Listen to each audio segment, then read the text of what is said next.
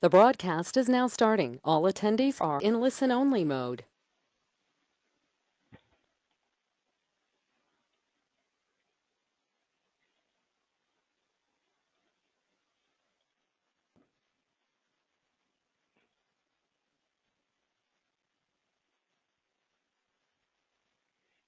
All right, just turning on the systems here and seeing participants joining us online, but we will start promptly at noon, which I think it just struck the top of the hour, so let's begin.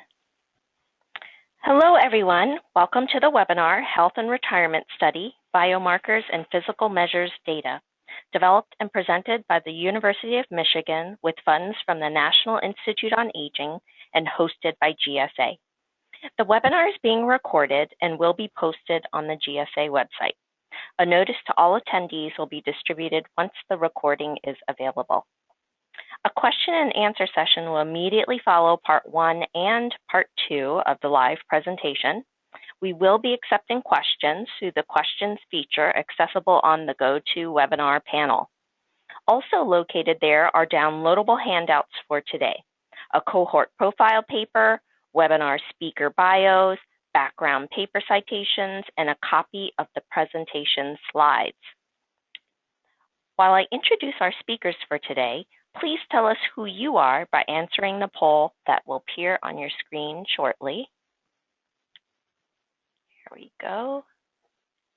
Our first speaker, Dr. Amanda Soniga, Associate Research Scientist in the Survey Research Center of the Institute for Social Research at the University of Michigan. And our second speaker, Dr. Jessica Fall, Assistant Research Scientist at the University of Michigan's Institute for Social Research. Thank you, Amanda and Jessica, for bringing us this important program. Okay, so let's close this poll and show the results. There we go. Okay. So without further delay, let me switch over here and hand the microphone over to Amanda. Thank you, Judy. Well, thank you for joining us today for the webinar that will provide a brief overview of the data resources related to physical measures and biomarkers in the Health and Retirement Study, or HRS. I want to begin by providing some context for thinking about including biological information in the context of a large survey, what's now being called a biosocial survey. First, these measures can validate self-reports of health status in the survey. They also identify health status information that may be unknown to survey participants, and they also enable far richer modeling of pathways of influence between socioeconomic determinants and physical outcomes. So as HRS deliberated adding biological measurement to the survey, there were a range of important considerations. By necessity, taking biological measures would involve an increase in in-home face-to-face interviewing. It would represent increased burden on respondents, potentially increased respondent attrition, and certainly increased cost. In addition, preserving confidentiality of respondents is always paramount, but adding biological measures would increase the stakes. There are also ethical considerations in terms of what we should report back to respondents. For example, a blood pressure reading that was abnormally high.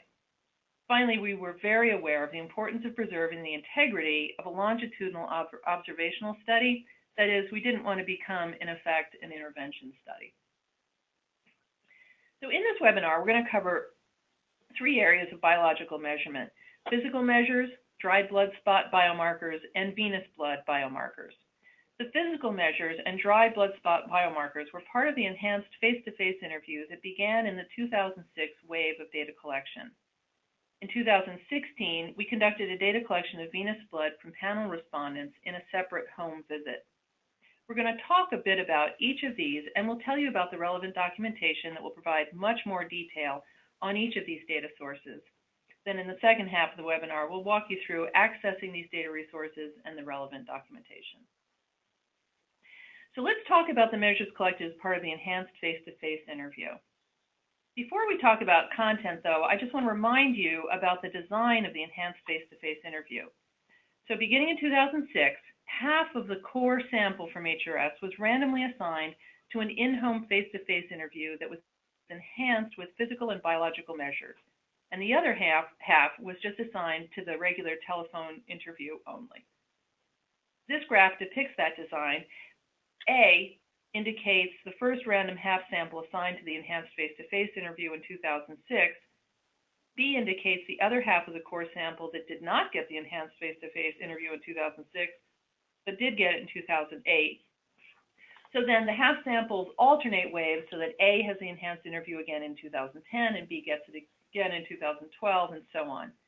So this means that while core survey data are available every wave on the full sample, the physical measures and biomarker data are available every wave on only half of the full core sample, either A or B. Another implication of this design is that longitudinal information from the enhanced face-to-face interview is available at 4-year instead of 2-year intervals.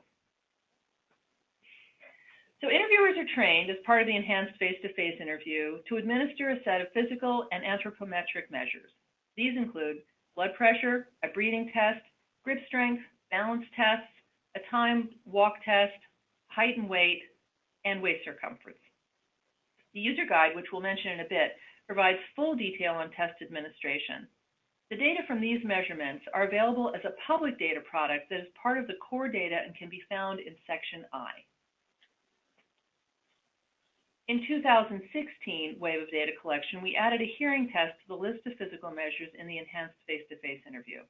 The test used Siemens HearCheck devices utilizing the same protocol used in the English HRS study, ELSA.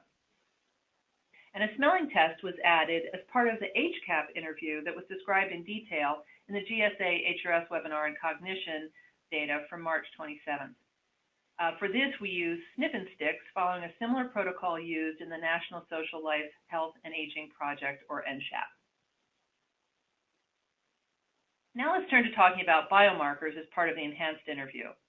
We initially elected to collect dried blood spots for several reasons. They allow you to obtain some high-value biomarkers in a relatively easy and inexpensive method that, importantly, could be carried out by trained interviewers during the enhanced face-to-face interview. The dried blood spot assays that were conducted in 2006 onward include HbA1c, total and HDL cholesterol, C-reactive protein, and cystatin C. These biomarkers are important measures of metabolic syndrome and cardiovascular risk. In the 2014 wave, we added IL-6, a cytokine related to immune response. These data are released as a sensitive health data product, which requires an additional request for access, which we'll show you in the second half of this webinar. Different labs were used for the dried blood spot assays between 2006 and 2012. In 2006, BioSafe Laboratories and University of Vermont were used. Then in 2008, BioSafe, FlexSite, University of Washington, and University of Vermont were used. In 2010, Heritage Labs and University of Washington were used, and since then, all assays have been conducted at the University of Washington.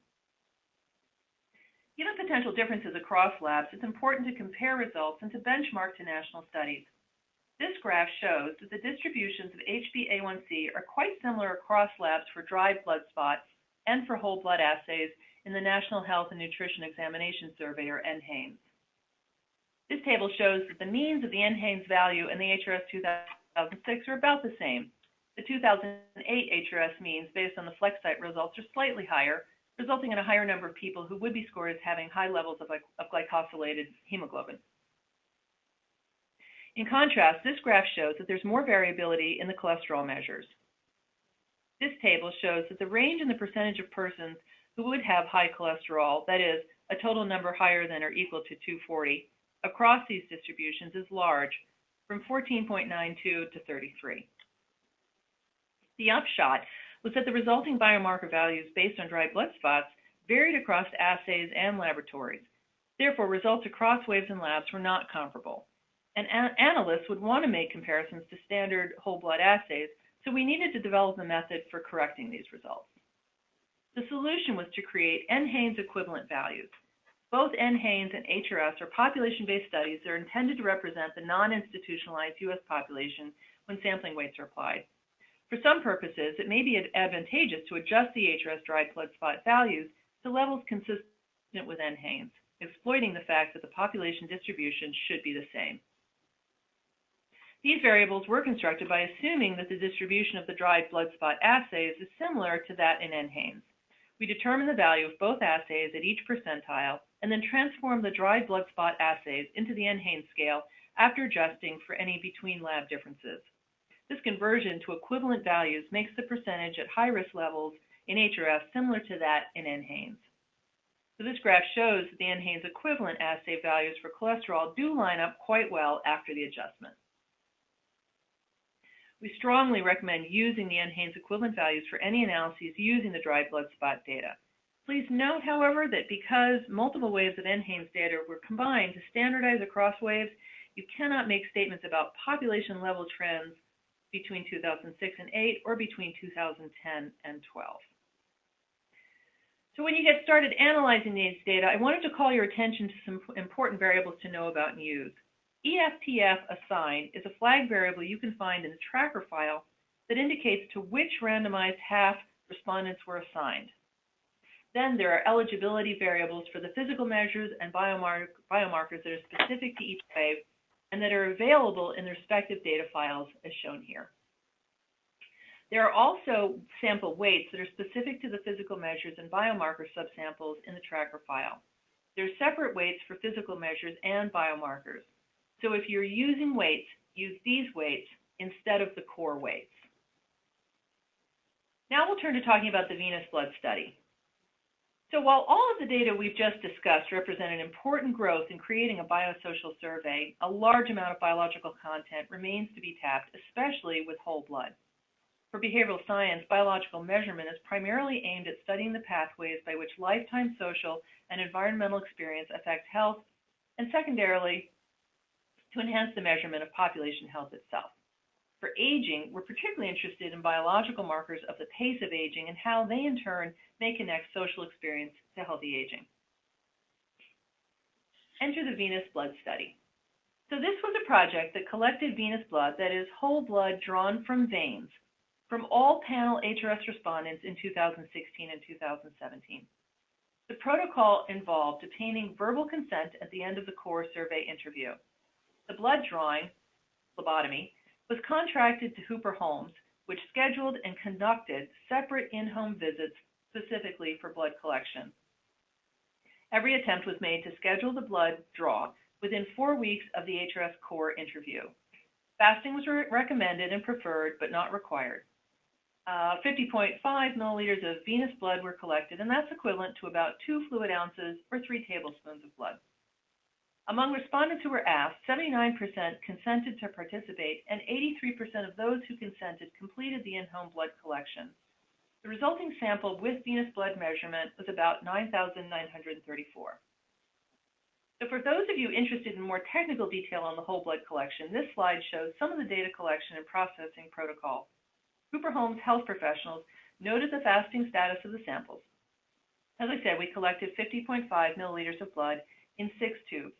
1 8 milliliter CPT tube, 3 10 milliliter double gel serum separator tubes, and 1 10 milliliter EDTA whole blood tube, and 1 2.5 milliliter PAXgene RNA tube.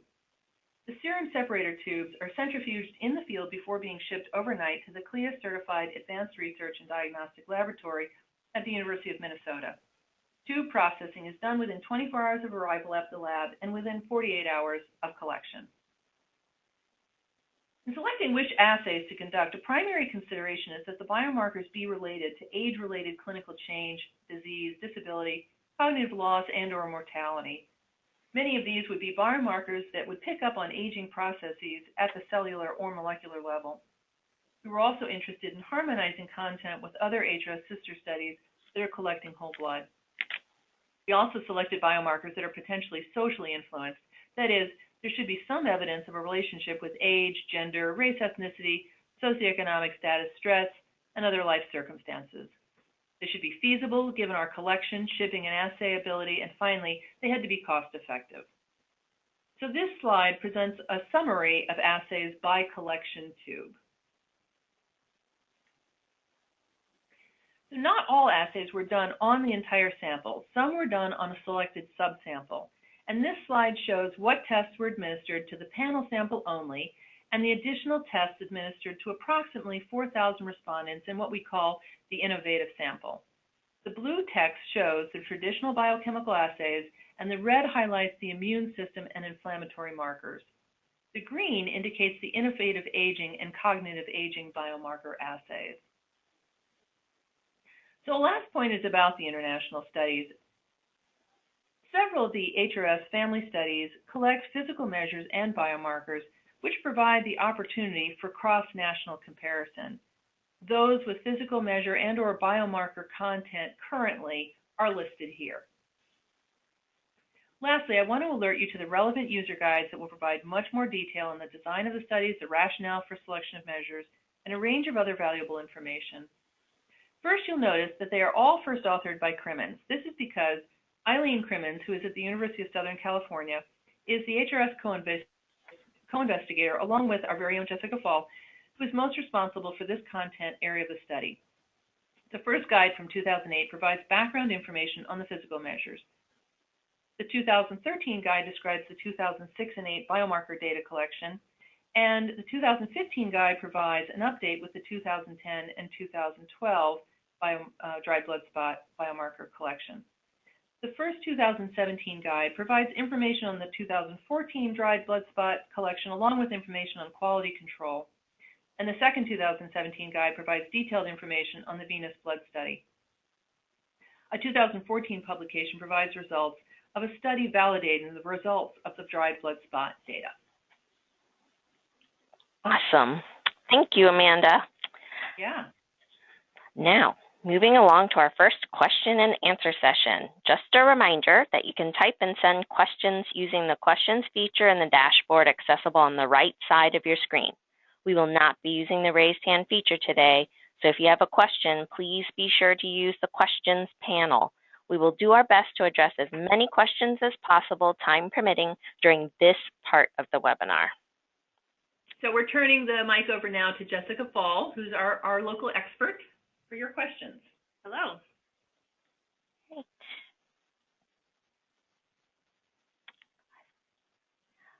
Got a question about slides, and you should be able to download a copy of the presentation slides from the right side panel of the GoToWebinar platform. Should see a drop-down menu that's with the header handouts, and there are 3 there, one of which are a copy of the slides. Okay, and then a question, okay, here we are. All telomere length measurement have been done in blood. There are some manuscripts that report collection of saliva. So the only telomere length data we have released is from saliva in 2008. We did it from the samples we collected using the Origin kit that year. The telomere length we will be measuring from the Venous Blood Study in 2016 will be done from whole blood. Great. Another question here. When we use, just moving out too quickly here. When we use both physical and biomarker measures, which weight should we use? The physical measure weights or the biomarker weights? That's a good question. So the same set of people are asked to do the physical measures and biomarkers. And we create 2 separate weights because we see slightly differential response rates to those different pieces. So people are consented for each part separately. And for the most part, you know, high 90s, 98% of people agree to the physical measure and biomarker or physical measure portion. So there's not a lot of difference, at least by race or gender, and who chooses to do those pieces of that piece of section I. Sometimes we see people who are older who feel like they're unable to participate in that section of the instrument, won't participate in that. So the weights for the physical measures primarily are adjusting for the random half sample and some sort of age-related differential selection. On the biomarker side, you see a bit more differential non-response by race. So I would say that if you're using both of them, you're more likely to lose data on the biomarker side. So I would use the biomarker weights to adjust for who you've lost and the bias that could arise from that. So if you're using both, I would say use the biomarker weights. Thank you.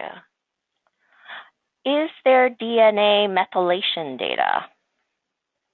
There will be. So as part of the Venous Blood Study, we have about a 4,000 person subsample already identified from just under 10,000 people who were part of that in 2016. And all 4,000 of those people will have DNA methylation data along with RNA-seq and the rest of the things that were measured as part of the Venous Blood Study. So it's coming. It will be here. It will be released probably this fall. Great. I may have missed this, but are there plans to collect more waves of venous blood in future waves? Yes, there are. So we are funded in the next grant cycle to do another venous blood collection for everyone in the survey. So in 2018, we'll be asking people from the new cohort that was enrolled in 2016 to participate, and we'll be re-asking everyone from the panel who either didn't consent or didn't complete it in 2016. So, it's kind of the new cohort and the catch-up will happen in 2018. In 2020, we will re-ask, so it will be our first follow-up for everyone who is in the HCAP sample. So that's a subsample of people who were part of a harmonized cognitive aging project that happened in 2016. They will be re-asked for their venous blood in 2020. And then the rest of the panel who's not part of HCAP will be asked in 2022. So in the next 6 years, we will hopefully get at least one measurement on everybody, and we will have a follow-up measurement either at a 4 or 6 year interval on the whole panel. Wow. Okay. Is there a description of biomarker missingness in the documentation or flag variables that indicate quality cutoffs?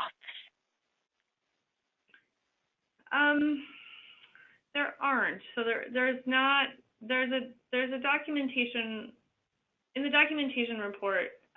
We talk about what the consent is to the different pieces, but there isn't sort of an item level missingness in there. I mean, if the data are there, you can look at it and see who is in and who's not. And then in terms of the quality of the measures, we didn't impose a limit. So we tried to give you as much data as we could. So you see the raw value that we got from the lab, and then you see what Amanda described as the NHANES adjusted value.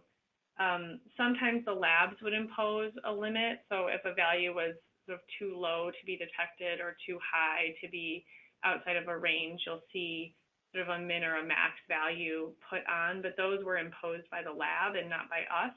So you can see what we see from the labs and make your own decisions about where you want to impose cut point.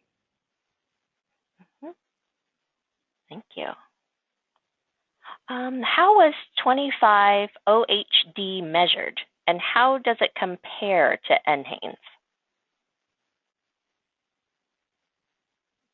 25-OHD? Yeah, it might. You give them. We could ask for a little more detail. I don't know. Okay, we can come back to it and give the participant a chance to add a bit more for us to answer. Sure. In the meantime, DNA methylation from which tissue? Yes, so it's going to be from the venous blood. So yes, so for DNA methylation, it does matter which tissue you get it from. So for us, we will have it from the venous blood. The next question I'm guessing you're thinking of is which cell type in the venous blood will we be looking at? We decided it was cost prohibitive for us to isolate different types of cells. So what we did was we did flow cytometry on all the samples to get a complete cell census. So even though we're not measuring DNA methylation on one specific cell type, we will have each person's composition of cells so unique to that person, to use as a reference panel for adjustment. Great. Are there plans to collect blood samples for telomere data? Yes. So that same 4,000 person subsample that's part of venous blood that will get the DNA methylation and the RNA-seq and some of the sort of more special tests will also have telomere length measured, but just on those 4,000. Mm-hmm.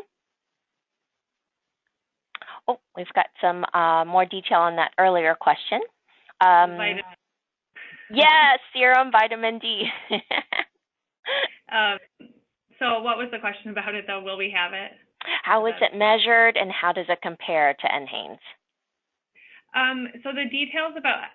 So all the details about what assays, I mean, this is in general, and what types of tests we ran are in the documentation report for the venous blood. So, pardon?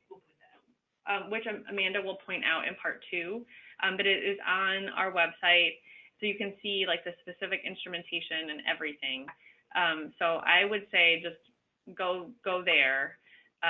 It sounds like this person is very knowledgeable about what NHANES does, so I would say go there and see how what we do compares to what they did, because I'm not familiar exactly with which assay they did. Mm-hmm. Okay, here we go. Are there cognitive, psychological, and behavior data collected, such as depression, dementia, personality? Yes, to all of those things. That is probably a subject for several other webinars. But on the HRS website, you can search the documentation. There's a whole section on cognition. There's a whole special sub-study now on cognition, depression. There's a whole webinar on cognition, actually, already. Available on the GSA website. And there's also personality measures are measured in the psychosocial questionnaire, which is done every 4 years on the same random half of the sample that get measured for the physical measures and biomarkers. Depression is measured using the CESD every wave and using the CD occasionally. So it's all there. You just have to search on the website, and there's also what's called the concordance tool.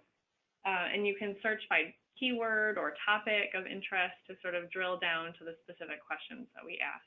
So yes, more than I can talk about right now. Okay. Do you recommend using NHANES equivalent A1C for analysis? Yes, I recommend using the NHANES adjusted value for all of the biomarkers. A1C probably has the least adjustment that happened to it from the raw values, but they all were adjusted a little bit. And using the adjusted value gets you right on sort of the population distribution we would expect. So yes. We can take a few more, I think. Are you planning to collect DBS and blood draws in the same wave to compare the data? Well, so we did that in 2016, and we are in the process now of comparing how they look. We'll be able to do that for cholesterol and for CRP for sure. We didn't do hemoglobin A1C in the venous blood because we had it in the dry blood spot. And we won't be doing dry blood spots anymore. So starting in 2018, we will only have the venous blood. But yes, we intentionally had the overlap there so that we could look at it. That being said, the lab that we use for the dry blood spot analysis is routinely putting in sort of blinded QC samples that are actually both blinded samples from venous blood and also sort of known controls. So that relationship to venous blood is pretty well known for at least lab-generated QC samples. The trick is always what happens to these samples in the field and how that affects both venous blood and dry blood spots. So because that's of interest to us, we did sort of embed that in our 2016 design. So more, I'm sure, will be coming out about that. Great. Can you say a bit more about the specific protocol and challenges involved in the venous blood draw? Sure. So respondents were asked to participate in this portion of the survey at the end of their HRS interview. So their HRS interviewer, asked them whether they wanted to participate and read them the consent agreement. And if they agreed, their information was sent to Hooper Holmes to schedule an appointment. So the venous blood draw itself, we aim to have it done within 4 weeks of their HRS interview.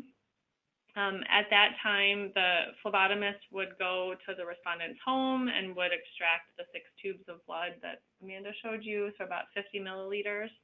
That blood was then packaged, some at room temperature and some sort of in a cool pack, and shipped to the University of Minnesota labs overnight, where they then processed some of that sample immediately, so within 24 hours of arrival. And then some was just aliquoted and frozen. So depending on its sort of end purpose, either was frozen immediately or processed immediately. You can find, that's sort of a very rough overview of what happened. But you can find information about the protocol in that same document I was talking about that's on the web, sort of a user guide for the venous blood study. It talks a lot about the protocol. It talks about the consent and the completion rates by different demographic groups, and it talks again about all the assays and instrumentation that's used. And Amanda said in part 2, you're going to actually open it, so stay tuned. Yes, perfect timing. So we don't want to run out of time for part 2. Let's take a pause with answering questions now. Please know we will email responses to questions we did not have time to get to after the webinar, but we also have a second section, another point in the program today for another session of questions and answers. Amanda, shall we move to part 2? Yes, please. Okay, let's click on this here now.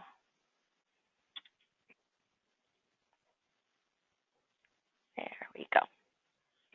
Okay, so now I want to take you through the website to show you where to find the data we've been talking about and the relevant documentation. So we'll begin with locating the data for the physical measures.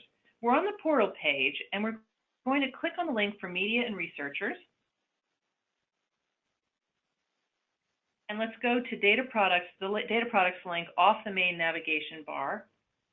And we're going to, there we go.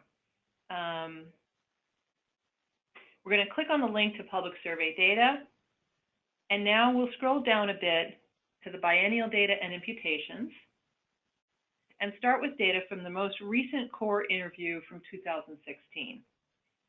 If you watched the first webinar, you know about the various aspects of the documentation, so we won't go into those in depth.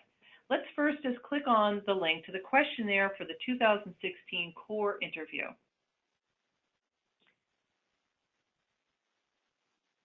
And let's scroll down a bit to the section of the questionnaire for physical measures and biomarkers.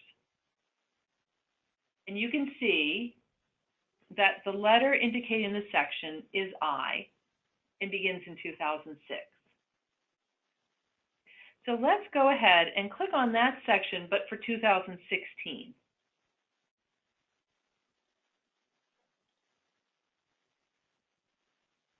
Okay, so on this first page, you'll see the physical measure and dried blood spot collection. You also see saliva collection, and that's for genetic information that we mentioned, but we're not talking about that today. Let's scroll down to page 5, which is where the blood pressure measurement begins. The question shows you everything the interviewer says to lead the respondent through the measure. Instructions to the interviewer appear in blue, and if you scroll another couple of pages, you'll see the pictures associated with the test. Nearly every test has some pictures and a great deal of information on test administration associated with it. So if you read all the way through this document, you'll have a very good sense of the protocol of the enhanced face-to-face interview physical measures. Okay. You just see all the pictures associated with each of the tests and the protocols. Okay, so let's go ahead and go back to the What's Available page. And I want to remind you that another good way to get a sense of the contents of the section is to look through the code book. So let's go ahead and click on that for 2016. And let's click on section I. for the physical measures. And you'll see the variables in a section with labels that will help you identify content over on the left side. You can see the assignment variable we mentioned earlier. So for 2016, TPM-ELIG is the assignment variable. Let's go ahead and click on PI859, which is the systolic blood pressure reading for the first reading. And you can see the distribution on that variable to the right. So you can see that 6,381 respondents completed this measure. I just want to comment on the fact that you see 0 values for the minimum, which reflects the fact, again, that these are raw data, and it's up to you to decide what minimum and maximum values you want to include in your analysis.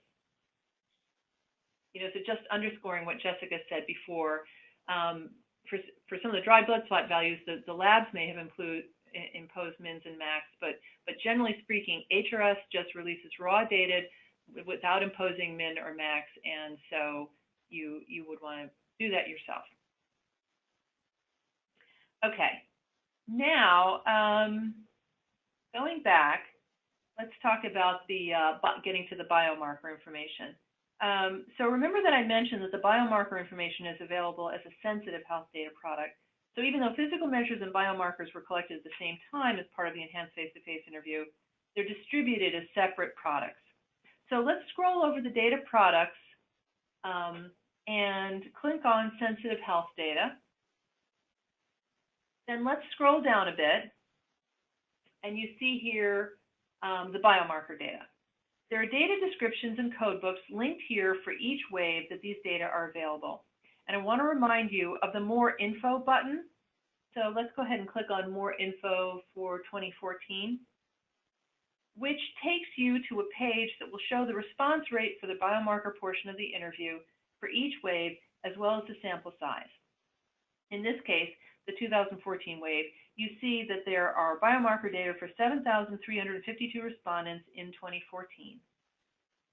So let's arrow back and now click on the code book for 2014. And then let's click on Section A.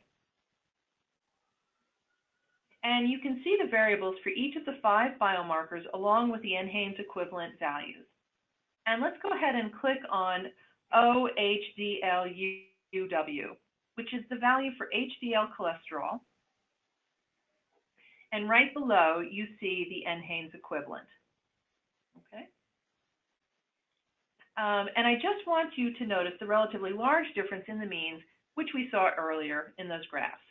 In 2014, 67.5 for the raw value and 54.6 for the adjusted value.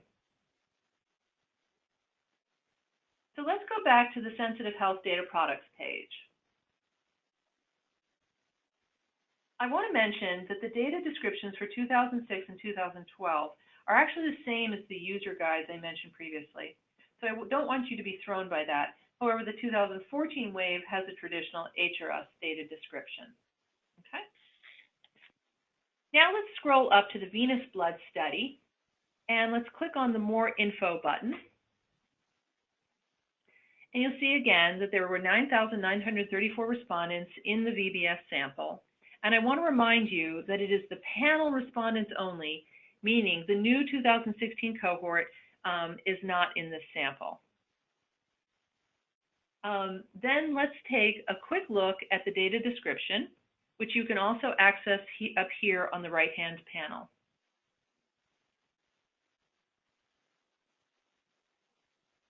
We'll go ahead and click on that.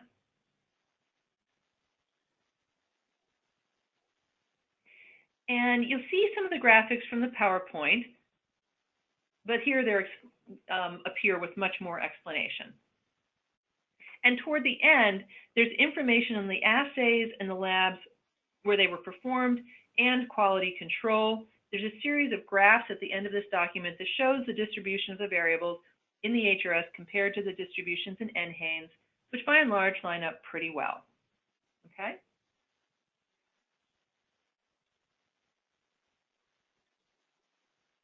Okay. So now I want to talk about the extra steps So let's go ahead and go on back. I want to talk about the extra steps in getting access to sensitive health data. So let's click on Obtaining Sensitive Health Data on the panel to the right, which takes us to the directions for how to get access to the sensitive health data. The steps are fairly simple and explained here, so just follow these steps to access both the dried blood spot data and the venous blood study data, okay? And again, if you lost track of how we got to this access, it's just at the bottom of the sensitive health data page, okay? So not to be confused. If you, yeah, Judy, go ahead and scroll up and they'll see.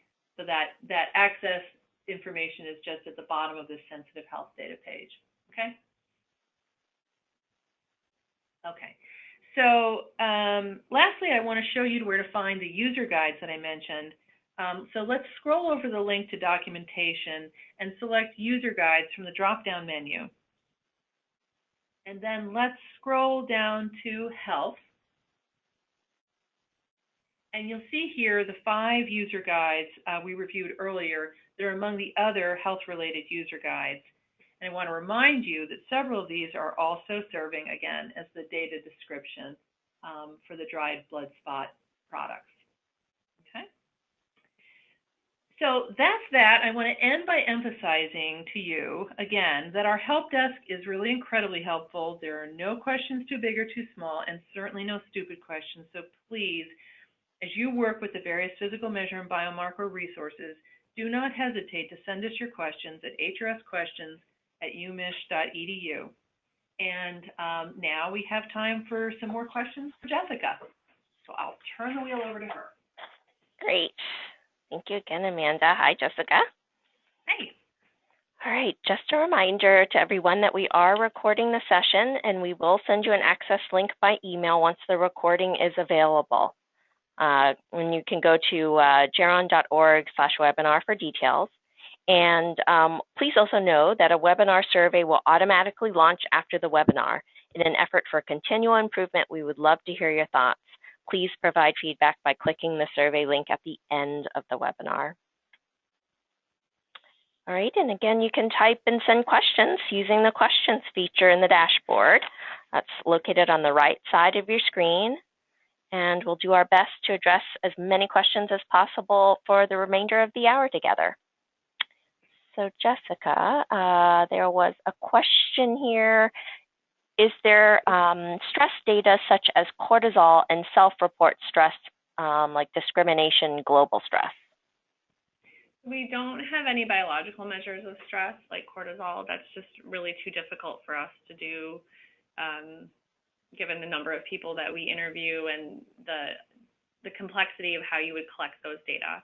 But we do have a lot of self-reported measures of stress. So sort of both recent and lifetime experiences of discrimination, I think job-related stress. Most of that is in the psychosocial questionnaire, which again is left with a respondent to complete sort of paper and pencil after the end of the interview. So that's where I would go to look for those. Okay.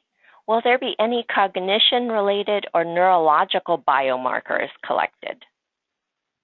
Yeah, so there's some that are already in the venous blood study.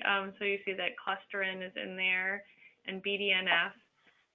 Those were picked because they early on at least showed some promising association with cognition and dementia. You know, that's why there aren't any real great slam dunk ones. So, you know, we're sort of always looking for the next great biological predictor of dementia. We've decided for this project we don't necessarily want to use all of the sample we have and sort of testing a lot of them out. But if some look promising, that's why we created the repository, so that we can go back and pull archived biological samples and run them if really promising assays come along. So there are a couple in there already. And then, like I said, we have the capability to go back and measure if something really great is developed or identified. Okay. Have you collected any variables related to substance use, toxicology? So we have sort of drinking and smoking questions. They're not the best ones, but we do have sort of a fairly standard set, not super detailed in terms of quantity or frequency, and that is about it. So toxicology-wise, like in terms of measurement on the biological side, we don't have any that would get at that directly. Mm-hmm. How extensive are the flow cytometry data? Is it mostly aggregate cell populations, or does it get into subpopulations of cells? It gets into subpopulations of cells. So I can't remember what the current count is, but again, it is in, I believe, no, it's not in that, it is in that documentation report. There's like a slide with all the fancy cells. I feel like there are like 40 different cell subgroup types. It's always changing, which is why I can't remember what the number is. So it's really pretty detailed. We'll also sort of give, sort of, like you said, more of the major cell subtype groups in aggregate, but we're really getting at sort of the finer details of the sub-cell populations.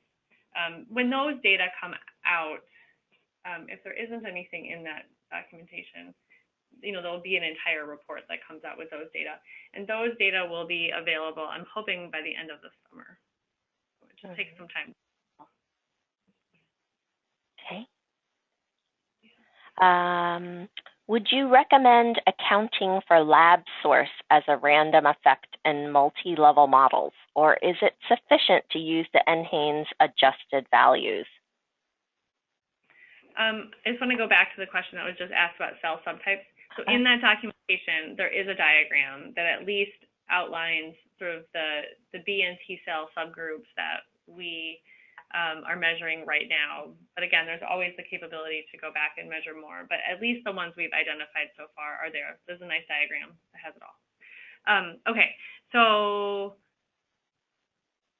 then the next question was about lab. About lab source. So I wouldn't adjust for the lab, the lab that performs the assay as a separate adjustment if you use the NHANES values, because all of that was dealt with in the NHANES adjustment. So it sort of would be unnecessary to do both. Oh, we have a comment. Just FYI, on the handouts, there is a slide of sister studies with biomarkers. The Mexican Health and Aging Study is not listed and has biomarkers and will soon have genetic data as well. Yes, that is true. So these things are always changing. That's just an oversight. And that is, helpful. Yep. Thank you. That was an oversight. Right. All right. And a question, do you have any measures of reproductive steroids? Oh boy, here's a test of my ability to read some of these complex words. No matter what it is. So we don't, no. Okay. Thank you. All right. Are there other comments that you'd like to expand upon? Give some attendees a chance to add any more questions here.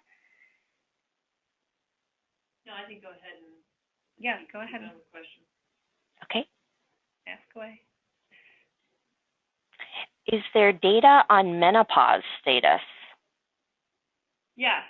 In the survey, we ask the female respondents their age at menopause. So again, it's really limited, but we do ask that question in the survey.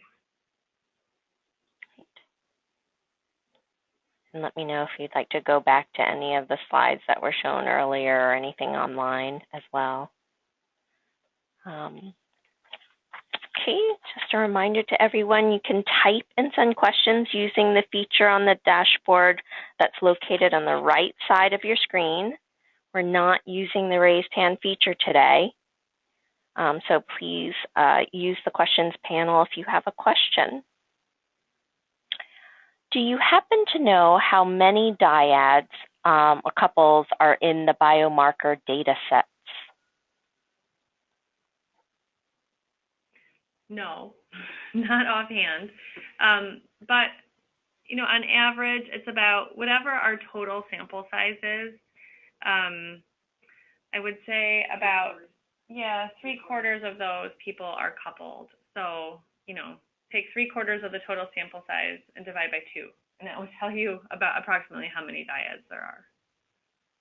There are a lot. I mean, it's one of the key features of the HRS is to, you know, to also enroll someone's spouse or partner so that we have the capability to do that type of analysis. Mm-hmm. And I'll also share a reminder to everyone, the webinar is being recorded. So a copy of the recording will be posted on the GSA website and archived on GSA's YouTube channel, along with a copy of the slides. And but in the meantime, if you'd like to download a copy of the slides, there is a panel on the right side of the screen that should say Handouts, and there are 3 located there. You should be able to just click on the file you'd like to download, and it should open so that you can save it to your computer. But if there's a glitch in the system, please know we'll post them as well online along with the recording and saved into GSA's YouTube channel. For HRS first-timers who are interested in the biomarker data and making links to core data, do you have suggestions for getting started? Yeah, so for one thing, we offer a summer institute every summer. So it's a week-long workshop where you can come learn about the survey, learn about the content, learn about new things, new topics, and then actually get a lot of hands-on experience using the data. So how to merge data, how to identify, you know, married or partnered couples, how to think about the data analytically, how to apply the weights. So that is offered every summer in June through the University of Michigan Survey Research Center. Alternatively, we sometimes take the show on the road. So we offer sort of a half-day a half-day workshop before big conferences like GSA. I'm not sure that we'll be doing one this November, but you know, it's always a potential. I'm working on a web tutorial for data merging, but and there is some information online about how to get started. So I'll let Amanda jump in. Yeah, let me just say to answer this one. Yeah, too. Just so if you haven't done already, do loop back and watch the web tutorial GSA hosted back in February, was it, Judy? On getting started with the HRS data, because there's some pretty good tips and hints there in actually getting started with the data. So do take a look at that. If nothing else, and you want to save on time, scroll forward to the part where we tour you through the website, because it really walks you through step by step the documents that we think are most helpful for getting started, and it'll show you in particular a guide that talks about merging, creating longitudinal data files and merging data files.